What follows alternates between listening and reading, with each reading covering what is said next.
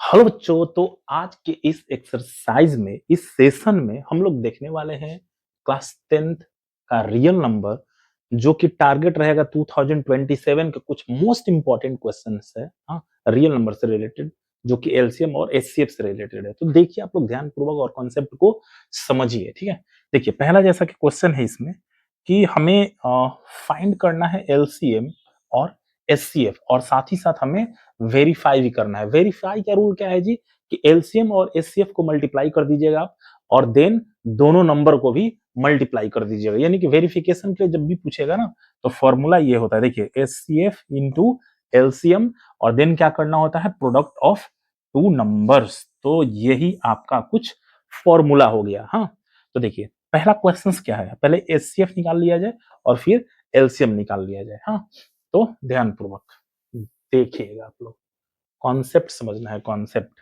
जैसा कि यहाँ पर दो नंबर दिया हुआ है, एक है 26 और एक है 91, और ये एनसीईआरटी का है, ये ध्यान में रखिएगा। हाँ, मतलब एक्सरसाइज का मैं ना मोस्ट इंपॉर्टेंट क्वेश्चंस को ही आप लोगों को बता रहा हूँ। तो क्या करना है, 26 का देखिए, 26 का फैक्टराइजेशन क्या होगा जी, 2 इंटू 13, 26 आ जाएगा। वैसे ही 91 के लिए क्या होगा, 7 इंटू 13। घबराने की जरूरत नहीं है, आप ऐसे भी निकाल सकते हैं। हाँ, कुछ बच्चे को लग रहा होगा, अरे यार सर क्या कर रहे हैं, देखिए 7 इंटू 13, तो वही मैंने लिख दिया 7 इंटू 13।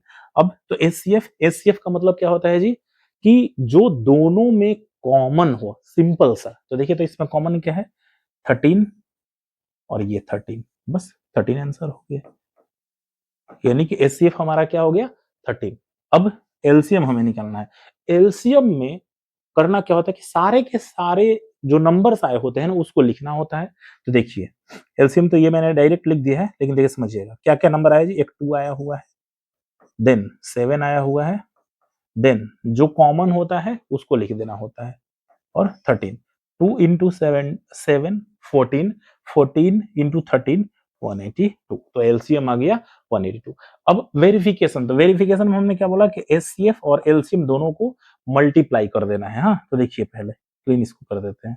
तो क्या करेंगे जी, कि ये 13 और ये 182। अब यहाँ पर एक मल्टीप्लीकेशन हमसे आप सीखिए, ध्यान दीजिएगा।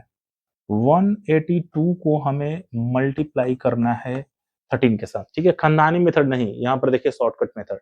तो 13 से क्या करना है, पहले 2 में हम लोग करेंगे मल्टीप्लाई, 13 टू जा 26। ठीक है, कैरी 2, 13 को देन 8 से करेंगे, 13 8 जो 104, 104 और 2 106, अगेन आ गया, कैरी 10, 13 1 जा 13, अब इससे कर देंगे, तो 13 1 जा 13 और 10 23। तो आ गया 2366।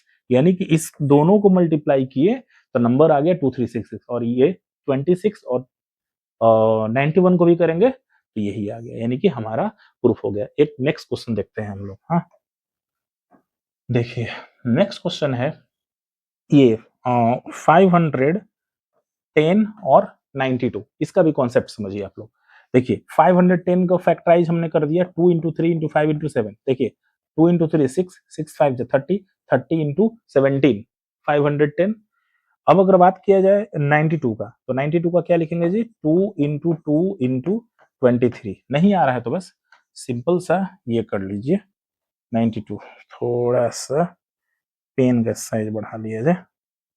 हाँ, तो 2 4 जा 8, और ऐसे ही मन में डिवाइड देने का कोशिश। 2 4 जा 8, ऊपर से आया 1 और 2, तो 2 6 जा 12, 2 से अगेन 23 बार में, और 23 से 1 बार में। तो देखिए कुछ यही हमने लिख रखा है यहाँ पर, 2 इंटू 2 इंटू 23, 2 इंटू 2 इंटू 23।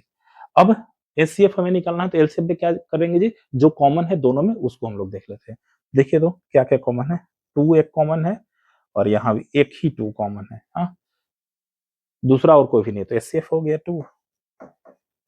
ठीक है, अब क्या करना था जी, सिंपली कि एलसीएम में सारे नंबर को लिखना है। देखिए तो एलसीएम में क्या क्या लिखिएगा, 2 लिख लीजिए।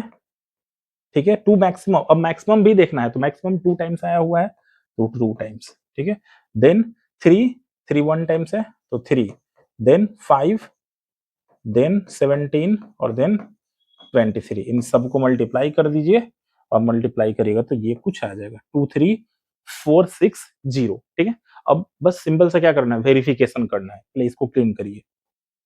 तो देखिए वेरिफिकेशन में क्या करेंगे जी कि एचसीएफ और एलसीएम दोनों को मल्टीप्लाई कर देते हैं और देन ये नंबर मल्टीप्लाई करेंगे तो ये तो ऑलरेडी आ गया है। हाँ, इसको मल्टीप्लाई कर देखिए, 2 इंटू 0 0, 2 इंटू 6 12, 2 इंटू 4 8 और 1 कैरी 9, 2 3 जा 6, 2 2 जा 4। तो ये भी चेक हो गया। एक लास्ट क्वेश्चन आप लोग देख लीजिए।